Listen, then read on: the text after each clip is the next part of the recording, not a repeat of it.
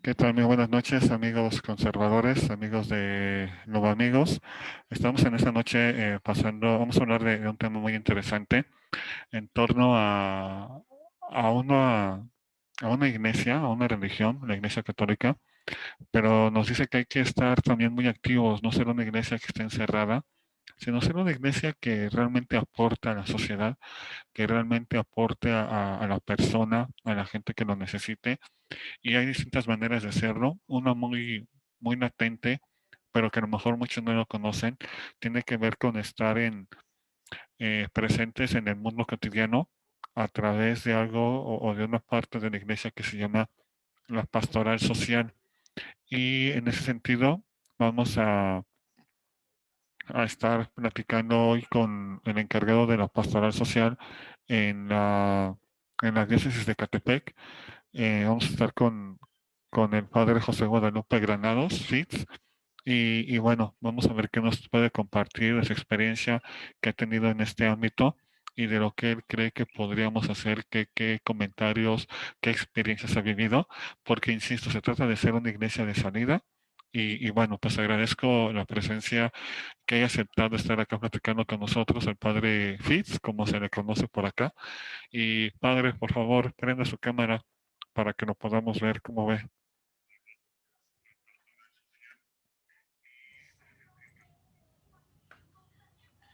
Hola Enrique, muy buenas noches.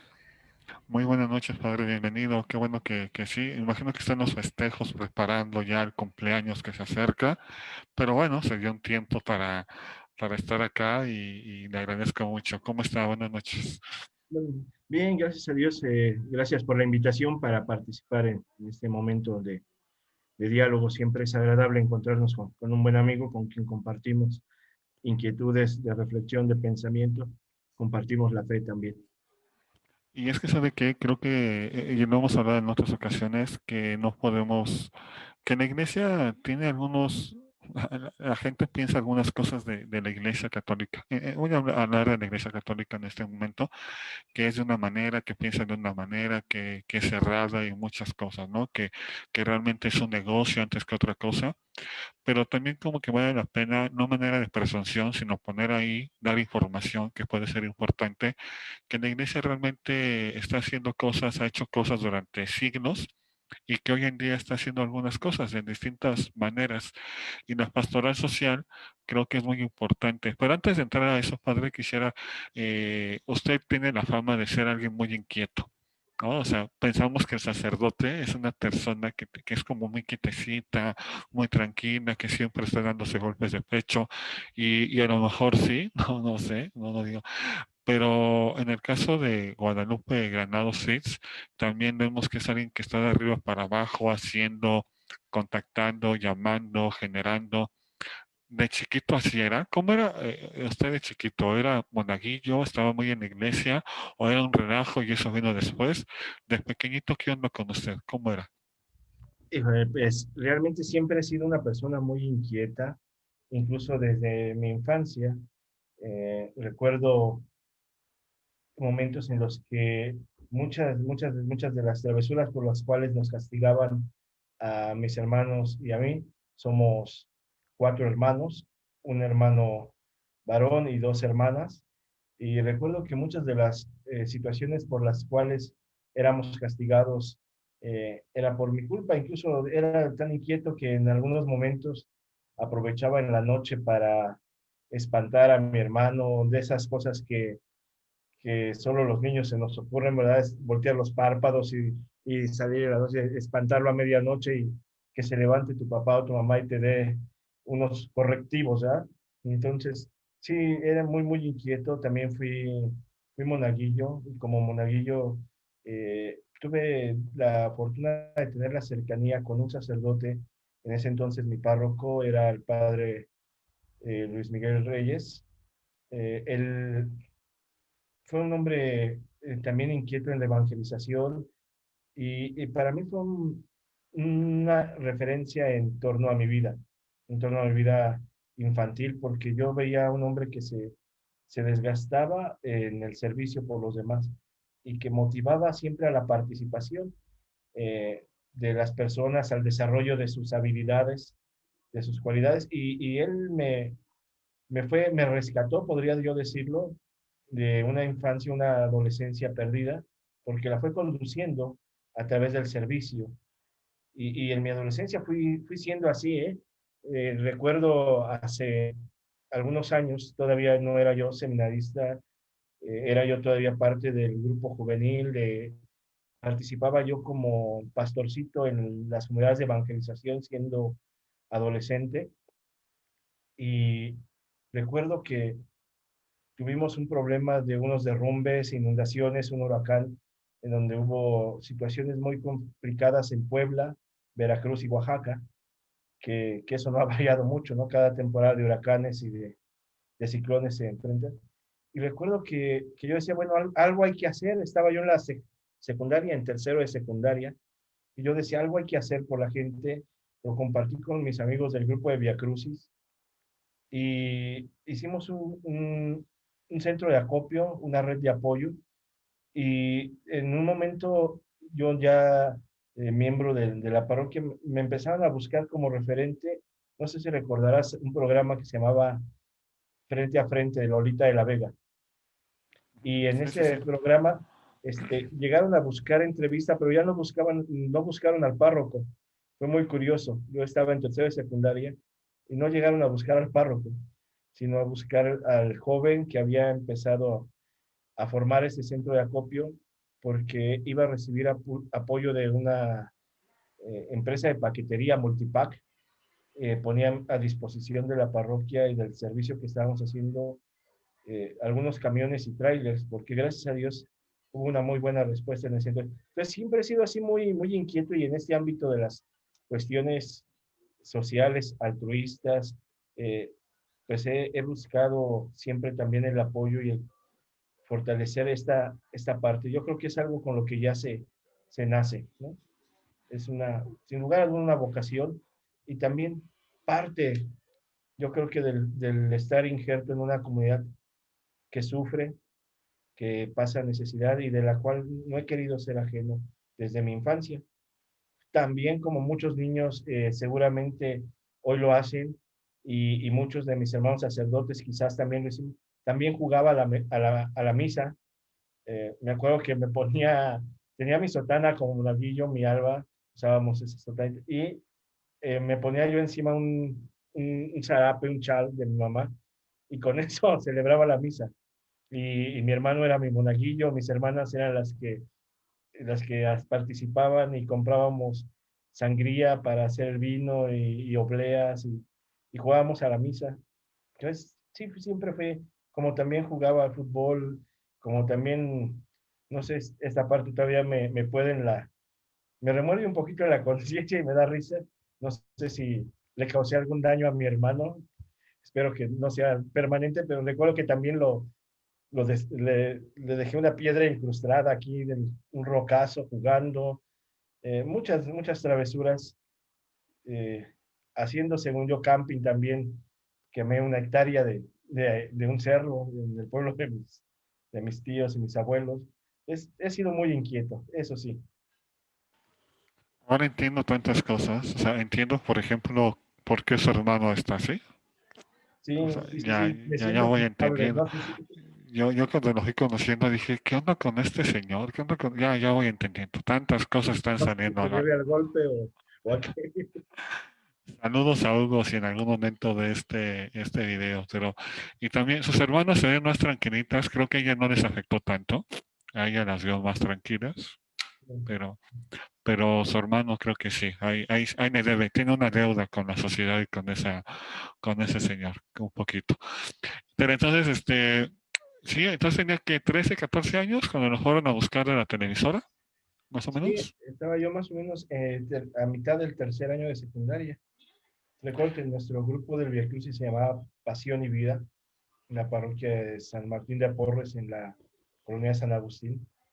Y fue muy padre esta experiencia porque a partir de los grupos de evangelización, del grupo del Via Crucis, de una pastoral juvenil también de jornadas de vida cristiana, eh, se fue fortaleciendo este centro de acopio con la feligresía Y sí, llegamos a incluso ocupar toda la parte alta y la parte de un salón grande, le llamamos nosotros el salón grande, de despensa, de ropa, de víveres. Y fue como que yo no supe ni en qué me metí, porque en un momento el padre me habla, ve lo que organizaste, ahora cómo vamos a hacer esto, dónde hay que guardar todas estas cosas, hay que sacarlas.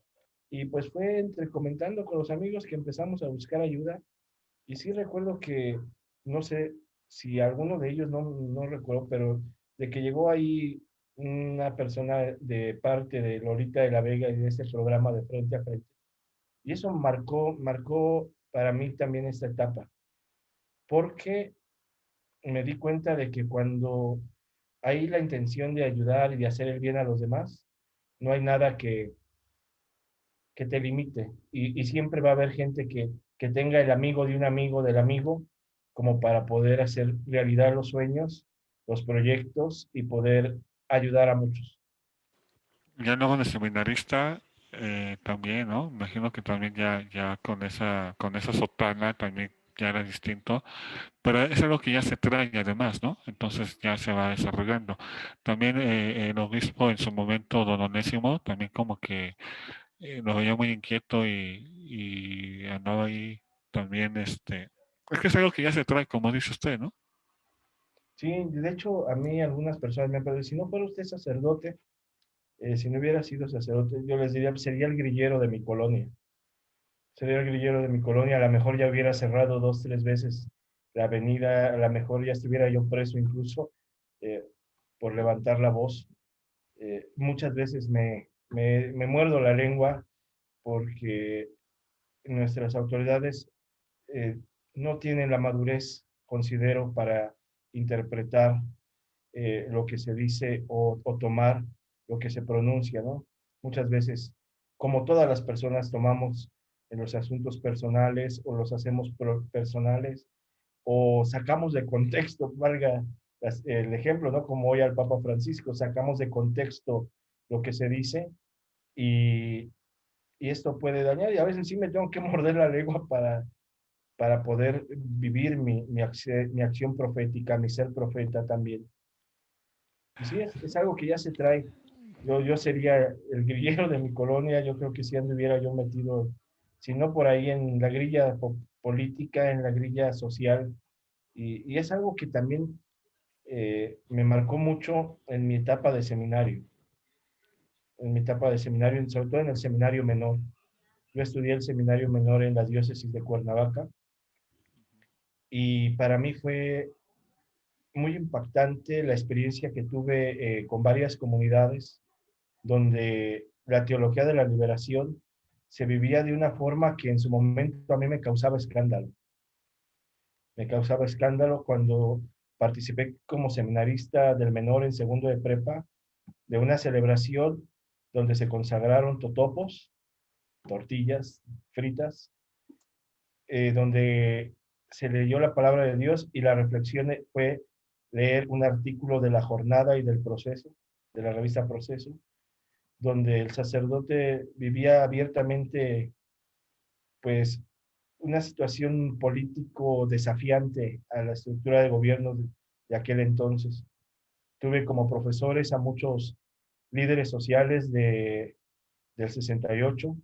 Recuerdo a un profesor que le decíamos el Che Guevara porque tenía sus ideales muy puestos en esta línea. Otros profesores que también tenían una línea más conservadora y más propia al priismo. Y eso me marcó mucho y sobre todo me marcó también mucho el trabajo del rector del seminario en ese momento, un rector que considero yo fue un hombre entregado a su servicio, ¿no? Y hablo de en ese momento, don Onésimo Cepeda Silva. Ese me impactó mucho su trabajo en ese momento con los seminaristas, con las comunidades, y eso también me impactó mucho, y me impactó mucho la realidad que puede constatar en Morelos, ¿no? En un momento, la abundancia de Vista Hermosa, de las comunidades pudientes, con la pobreza de la zona cañera, de la zona de la sierra colindante con Puebla y ver mucha necesidad. Y eso marcó, yo creo que mucho. Platicaba hace poco con mi hermano de que qué loco te contagió, porque tenemos la idea de que la locura a veces la vamos contagiando. Y me preguntaba, pues es que qué loco te contagió porque pues de repente, ¿de dónde te salió a ti el trabajo social, el interés por la pastoral social? Pero sí, como dices, ya se va trayendo y se van dando las cosas. Ahora también él es inquieto, ¿no? También él tampoco es como que muy quietecito. También, Sí, sí, yo creo que algo por ahí falló en los genes. no, digo, decía que qué loco contagió a usted y a lo mejor usted contagió a él, ¿no? Usted fue el loco que lo contagió, no sé, o otros locos, no sé, porque sí hay similitudes, también él es un poco tanto inquieto. Pero ya hablando de la pastoral social, de la en qué momento, ya fue con el actual obispo don Roberto, ¿no? Cuando le encargan la pastoral social aquí en Ecatepec.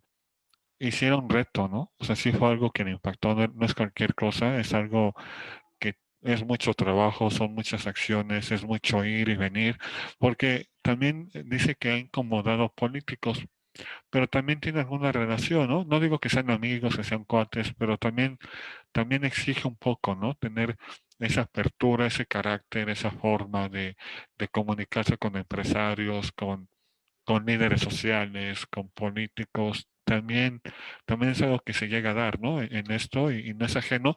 Luego nos escandalizamos porque pensamos que la iglesia debería estar ajena a todo eso, No, pero creo que no, yo creo que no, usted también creo que no, cree que no, porque, pues porque la iglesia tiene que estar muy activa en esos momentos.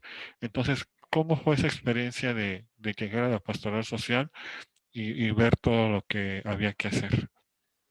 bueno, de entrada, yo empecé a tomar esta parte de la pastoral social ya como una tarea propia o personal desde mi diaconado. Tuve la fortuna de estar como diácono y como neosacerdote en la comunidad de Guadalupe Victoria, en nuestro municipio de Catepec. Y ahí con el padre Leonardo Barragán, que era el párroco en ese momento, él me designa como labor pastoral el acompañar a lo que ahora son las colonias que van sobre la avenida Recursos.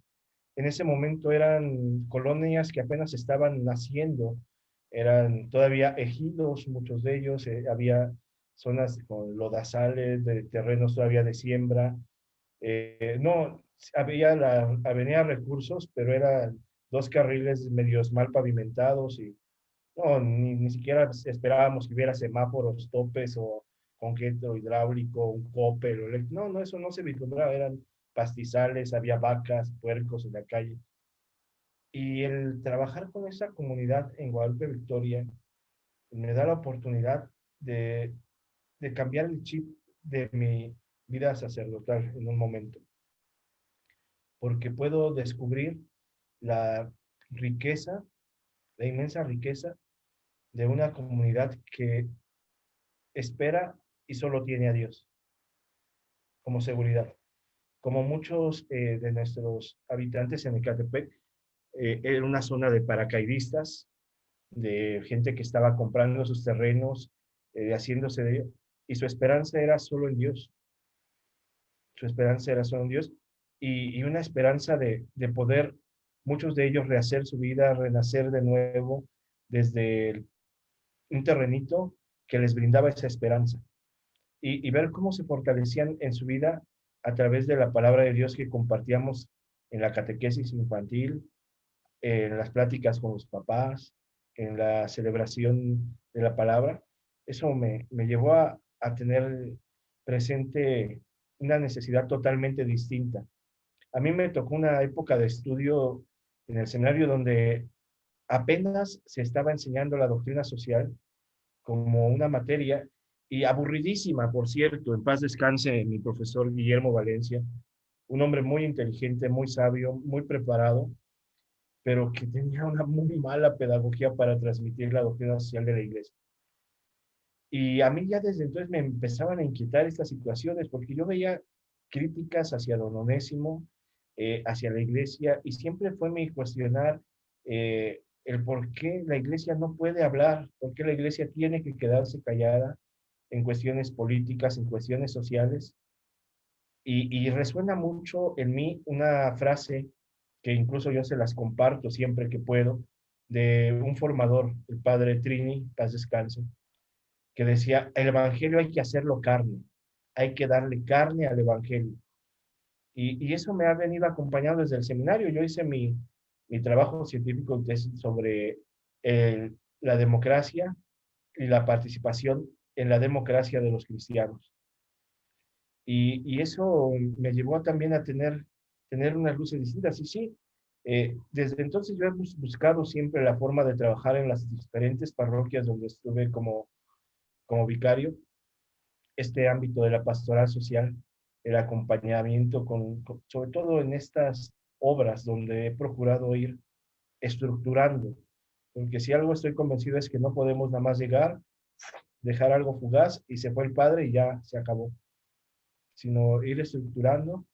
Y sí, cuando el Papa Francisco viene a México, viene concretamente a Ecatepec, pasadita esa visita, el señor obispo de Calvemo, señor Roberto, tiene a bien confiarme esta parte de acompañar los trabajos de la pastoral social de la diócesis. Que ha sido un reto, sí, pero también sigue siendo un reto y una satisfacción. Ha sido, yo creo Y que mitad y mitad, ¿no? bueno, ha sido un torbellino de experiencias, ¿no? O sea, y es obvio, por además de Catepec, o sea, es un lugar muy complejo de tantas necesidades, de características muy especiales, muy específicas. Y entonces, de hecho, el tema de esta charla, así se anunció que era una iglesia en salida, ¿no? Y usted me comentó la Samaritana. La pastoral social es ese rostro, ¿no? De ser una iglesia en sanidad, aunque aplica en muchas otras áreas. Pero hablando de la pastoral social, ¿cómo ser una iglesia en sanidad desde Híjole, la pastoral social?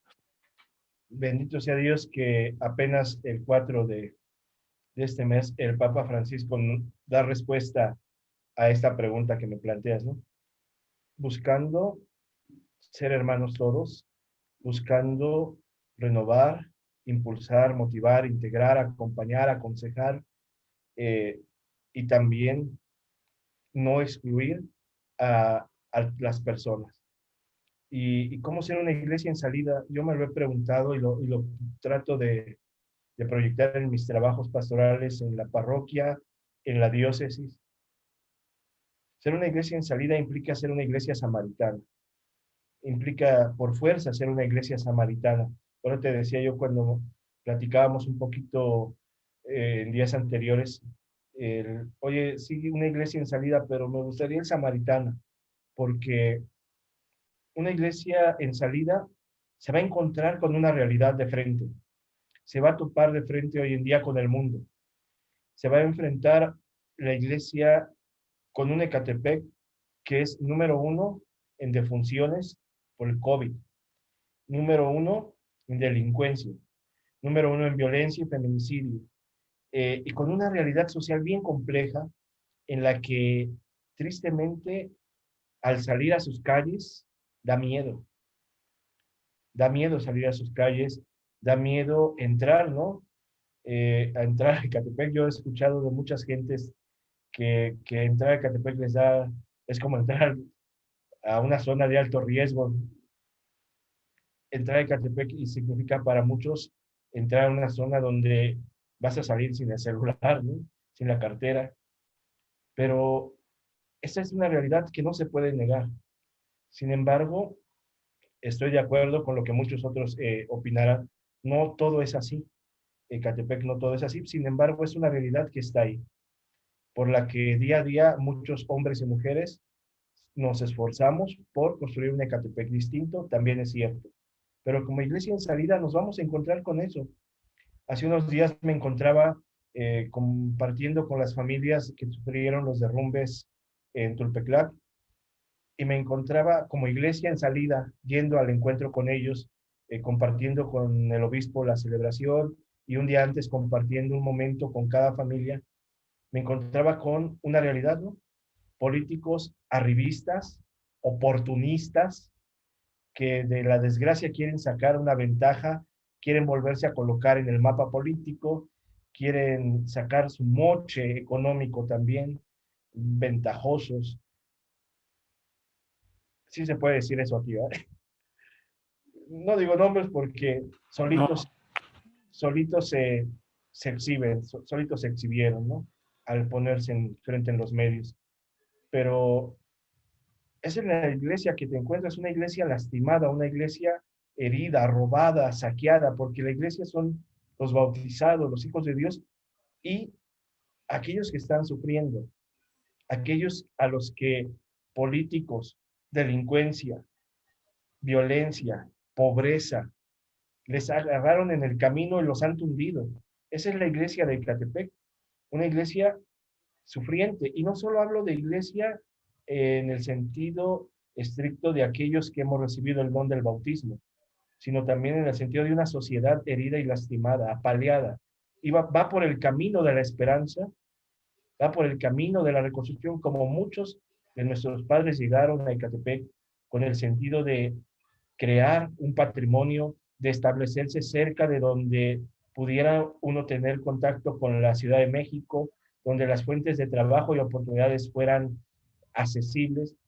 Y en ese caminar hacia la esperanza, hacia el sueño de una vida mejor, Ecatepec como municipio, como diócesis, y hablo también de la zona oriente en Tlalnepantla, ha sido apaleada, robada, saqueada. Y tristemente, muchos han pasado por el camino y le han arrebatado lo poco que le quedaba, ¿eh? Le han pisoteado. Y otros más han pasado de largo, porque también hemos visto, y no hablo solo del sector político, sino incluso, lo digo con pena, con dolor, incluso sacerdotes hemos pasado de largo, como diciendo, no es mi problema, no es mi asunto, yo estoy bien, mi vida está bien, mi parroquia está bien, mis intereses personales están bien, vamos pasando de largo. Y otros más, volteamos la mirada como el levita, como el sacerdote.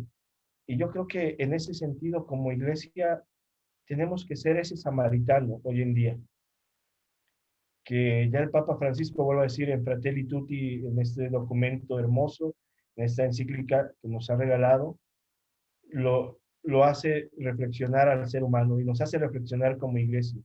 Y concretamente a la pastoral social, concretamente al sacerdote, al laico comprometido, al discípulo misionero, que nos dice, hey, no nada más es ir a anunciar la buena nueva, no nada más es ir a predicar y anunciar la salvación, es también detenerse a sanar las heridas, a mirar al otro que está sufriendo, a levantarlo, a comprometerte con él.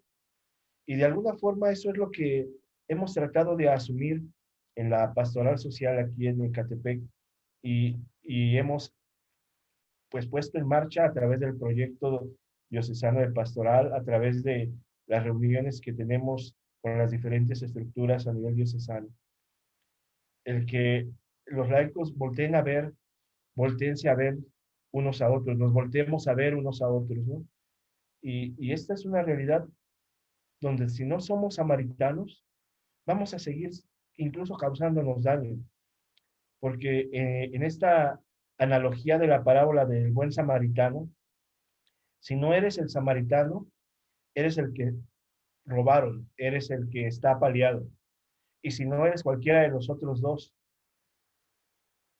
o eres bien el ladrón o los ladrones. sí, pero todos tenemos un, por así decirlo, un personaje, ¿no? Dentro de esta analogía. O sea, no, Así nadie, es. nadie es ajeno. Ya sea que seas uno, seas el otro o algún otro personaje, pero todos cabemos. Entonces también pregunto, también podría ser una iglesia de salida, una iglesia que no sea omisa, que esté presente y que asuma las realidades, ¿no? También, o sea, que Yo diga, más decía una iglesia que no sea indiferente. Hoy en día, uno de los peores males que estamos viviendo como sociedad, uno de los más grandes males que estamos viviendo como mundo, como personas en el mundo, es la indiferencia.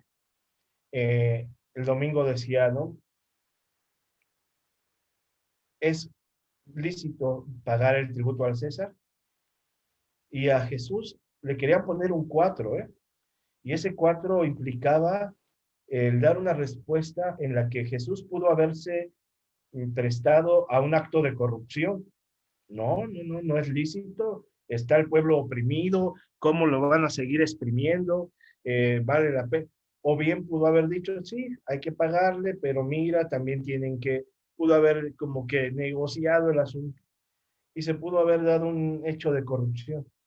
Pero Jesús nos dice, a ver, no vamos a seguir siendo indiferentes. Tenemos que asumir nuestra civilidad, nuestra ciudadanía, nuestro ser en el mundo, pero también tenemos que darle a Dios lo que es de Dios. Den al César lo que es del César. Asúmanse ciudadanos responsables, aún en medio de la injusticia, aún en medio de la opresión. Vivan su civilidad, vivan su ciudadanía, pero también dice, den a Dios lo que es de Dios, es decir, no anden de hipócritas. No digan que sirven a Dios cuando sus intereses y su obrar está al servicio del imperio del emperador, ¿no? Y Jesús nos muestra con ello lo importante que es no ser indiferente y conocer la realidad e ir al encuentro del otro. Porque yo creo que ese es uno de los grandes males, Enrique, el, la indiferencia.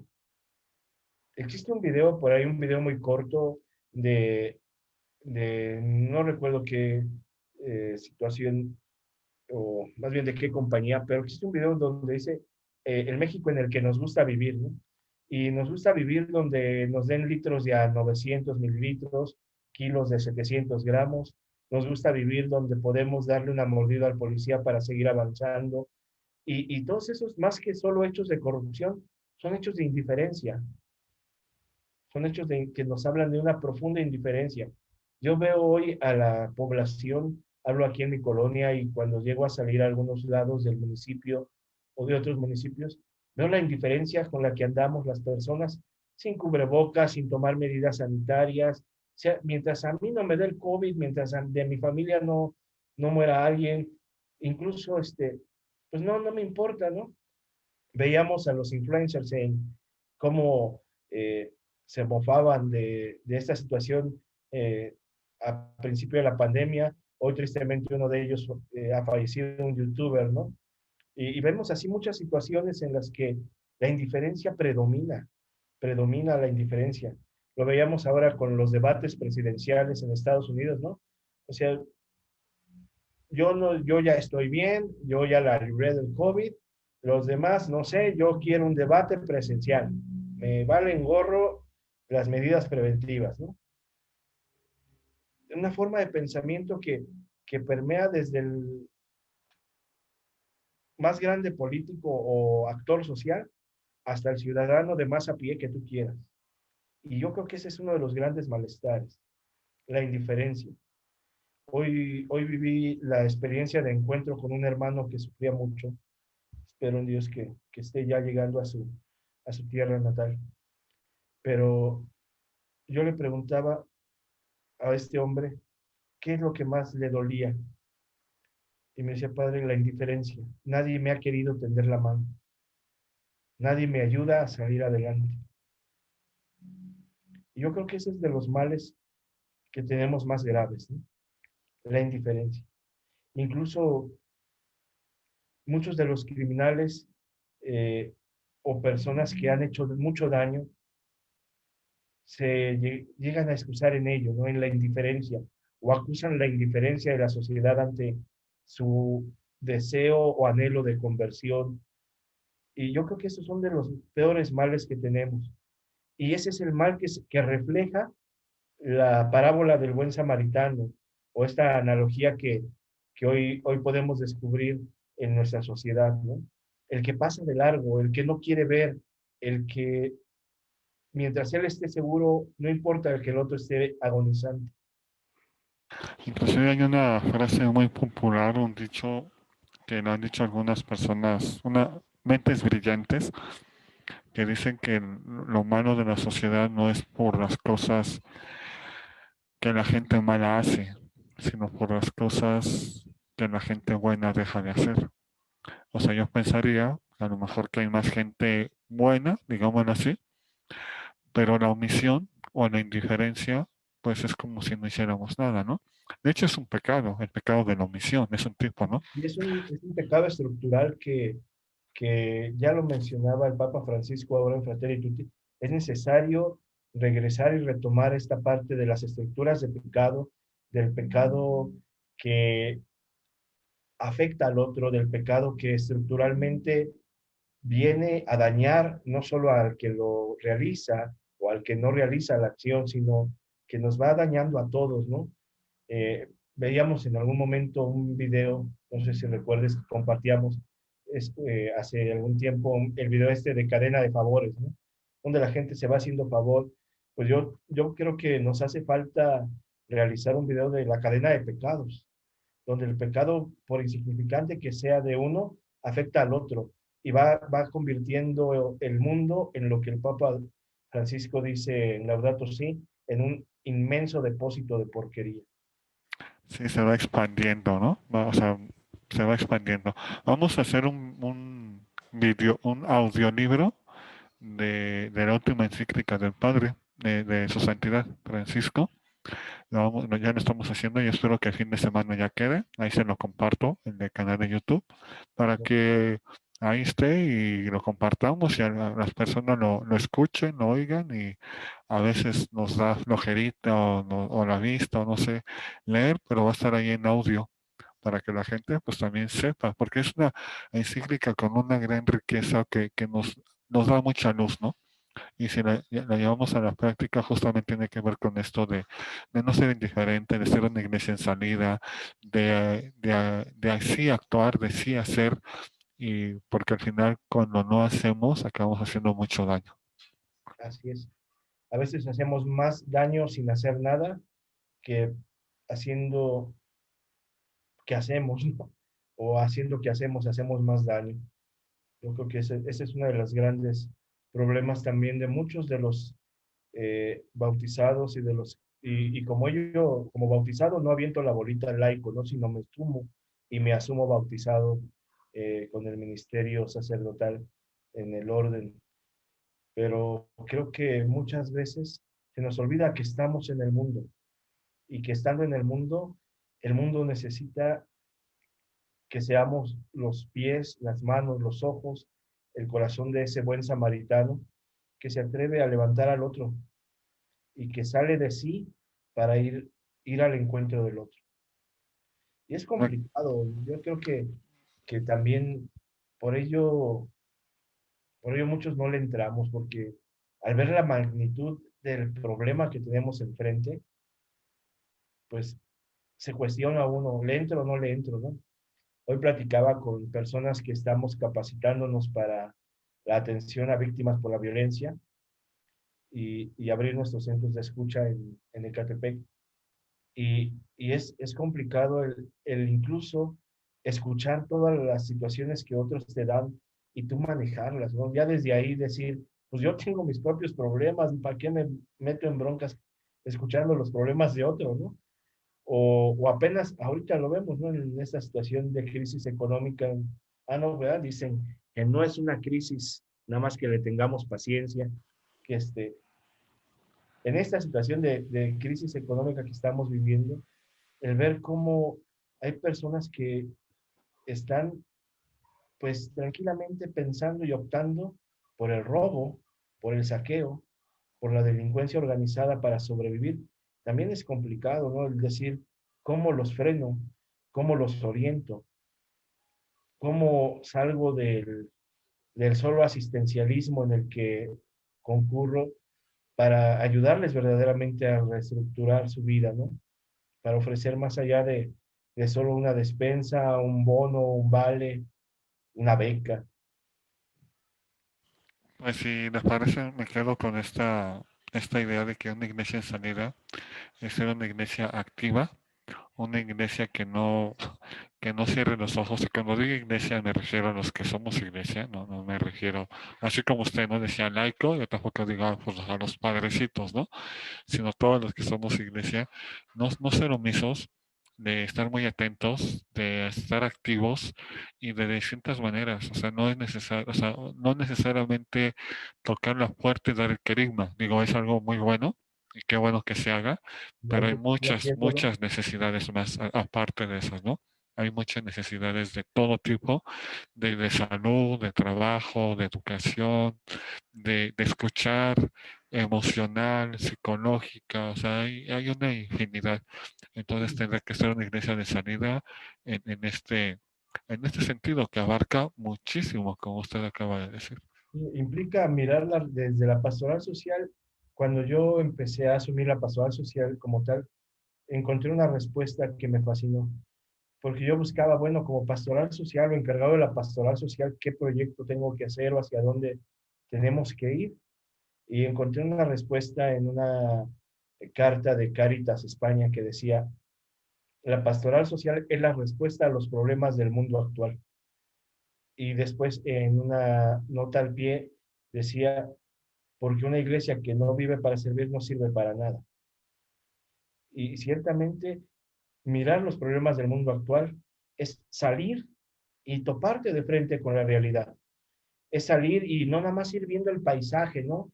Sino es salir y encontrarte con el que está ahí herido, lastimado, y hacer algo, hacer algo.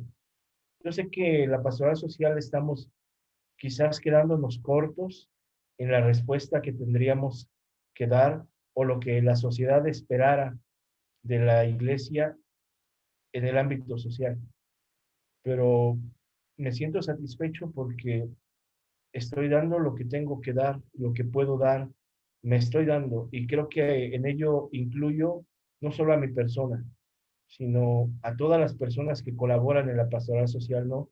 Desde una Anabel hasta una Maru, hasta una Lolita, hasta la persona que no tengo el nombre, pero que está ahí en una mesa de la caridad, que está ahí visitando un enfermo, que está ahí haciendo presente el reino de Dios en esa calidez humana y en la caridad fraterna.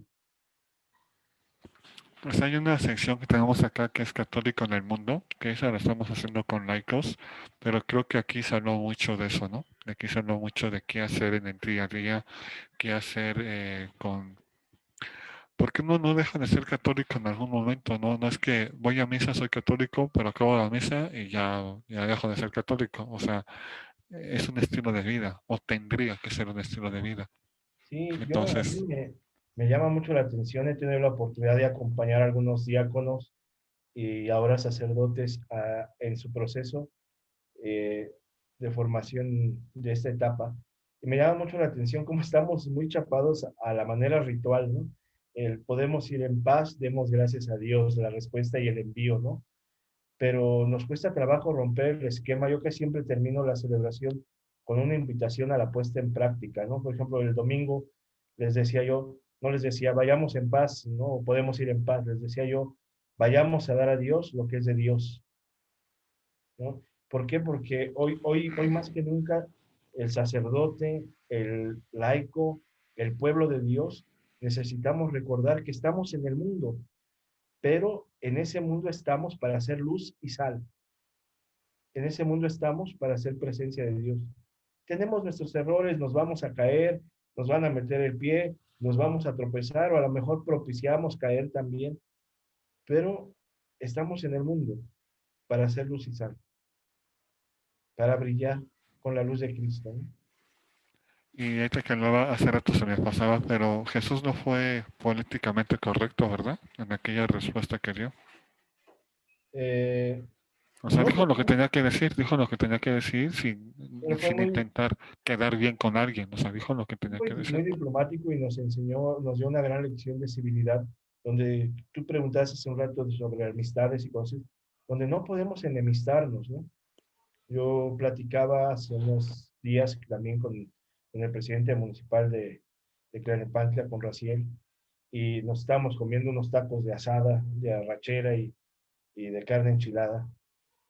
y platicábamos de la necesidad de dejar de lado el yo hago, el tú no haces, y el hacer juntos. Y el hacer juntos, y a partir de esa charla con Raciel, la parroquia donde yo sirvo está aquí en el municipio de Tlalnepantla, hemos procurado apoyarnos en la difusión de los programas sociales, en la difusión de los programas de salud. Eh, Él me decía, padre, yo me comprometo a la parte de la seguridad a su zona parroquial, me comprometo a apoyar en lo que es este servicio. Adelante, ¿no? Y hemos dialogando sin salirnos de la civilidad y de la laicidad que exige el Estado y el Estado de Derecho. Hemos procurado convivir, ¿no? Con otros presidentes municipales, con directivos de gobierno en sus diferentes áreas, con gente del gobierno federal. Hemos podido trabajar en muchos aspectos por el bien de la comunidad, por el bien de la comunidad. La gente pensara que estamos enemistados, ¿no? Que curas y políticos nos ponemos la cruz y no, no, tampoco es que seamos amigos de trago y copa, sino buscamos el bien, cada quien desde su trinchera. Pero yo creo que ahí el sacerdote tenemos una doble tarea. No solo es promover el bien común, sino conducir al político que quiere hacer el bien por el camino del bien. Porque en el camino de la política es fácil llegar a la corrupción, es fácil perderse. Es más, muchos aseveran y aseguran que para entrarle a la vida de la política y al camino político hay que ser corrupto o la única puerta de entrada y salida es la corrupción. Sin embargo, esa es mi tarea como sacerdote, como amigo de algunos y de muchos políticos a diferentes esferas, es conducir su acción por el bien común, por el camino del bien. Y el camino del bien es el camino de Jesús. Jesús, camino, verdad y vida. Y pues no me puedo enemistar con ellos. Y es más, no me enemisto. Busco reconciliarme y busco reconciliar algunos aspectos. Que claro, hay quienes no se dejan, ¿verdad? Hay quienes no se dejan, les mandas un mensaje, una llamada y no se dejan. Pero más allá que de la crítica, pues digo, yo creo que hay que dejarnos de esas suposiciones o de tomar todo personal. Tenemos que aprender a escuchar y a discernir por el bien común. Un bien común que no deja de lado la solidaridad y la subsidiariedad. Padre, pues ya se nos está acabando el tiempo, ya es momento de que vayamos cerrando. Yo me puedo aventar 3 horas y media sin bronca, pero lo voy a desvelar y tampoco se trata de eso. Luego mañana a las 8 tiene misa y no va a No, estar. todavía tenemos ahorita la planeación del curso que empezamos para parejas, Ujú. todavía ahorita de 9 a 10. No, sí, Todavía sí me tenemos acuerdo. Que en la mañana me encargó que no me fuera a manchar porque había otra actividad después, ¿no? Sí, sí me acordaba, sí me acordaba. Y por eso mismo ya vamos a ir cerrando esta plática que para mí ha sido muy edificante, ya sea que la gente que nos esté viendo, pues también que le haya gustado, o la gente que lo vaya a ver en algún momento, porque aquí se queda y va a estar en el canal de YouTube y bueno, ya vemos. Pero padre, pues muchas gracias por estas formas de ver, por compartirnos experiencias, maneras de ver, entender un poquito más, no solamente al sacerdote, sino a la persona, cómo desde niño fue evolucionando, fue creciendo, cómo era inquieto, cómo molestaba a sus pobres hermanos, además siendo el mayor como pobres de sus hermanos que nos fue, pues bueno, algo habrán pagado o algo se habrán redimido, ya que le ofrezcan ese sacrificio que Y lo tuvieron siguen en su haciendo, infancia. porque una de las áreas que fortalece mi vida es la familia, ¿no? Ellos que me siguen sosteniendo con sus correcciones, su paciencia, su apoyo. Como te digo, no podemos salirnos del mundo. La familia está ahí, a pesar de las regadas que también como sacerdote cometo o he dado, pues ellos están ahí están sosteniéndonos. Y sí, la verdad es que, bueno, usted sabe que su hermano es mi cuate, es mi amigo, de repente platicamos y generalmente, aunque sea de rayón, pero sale usted en la conversación, ¿no? Porque pues Pues ahí, cuando las orejas zumben, pues ya sabe, ¿no? Que podría ser la razón. Que bueno, no creo que seamos los únicos, Hugo y yo, ¿no? No creo que seamos los únicos. Hay haber otras personas que también en la conversación aparezca usted. Pero muchas gracias por este tiempo, por ese espacio. Y pues ojalá que en algún momento podamos volver a repetir experiencia más o menos igual a esta. Digo, no es que ya ahorita, ¿no? El año que entra, en algún momento, depende que vaya pasando, si quiere compartir algo de la pastoral social, etcétera, pues que vayamos también haciendo un foro para ir hablando de estos temas. Y pues Siempre muchas gracias. invitar a otras personas a dialogar desde esta parte enriquece, ¿no? Yo creo que ahí es donde se da la mayor riqueza en el diálogo y donde podemos, pues juntos expresar, pues ese ser luz y sal en el mundo. Y pues te agradezco, Enrique. Muchas gracias por la invitación y gracias a tu audiencia que ha compartido con nosotros estos momentos. Pues sí, muchas gracias, padre. Vamos a cortar la conversación. No se me vaya, no se me vaya, aquí nos quedamos, este, para despedirnos como Dios manda. Gracias, nuevo amigos. Estamos en comunicación, amigos conservadores, y pues compartan, comenten, denle like y estamos en comunicación. Padre, buenas noches, gracias. Buenas noches a todos. Que Dios les bendiga.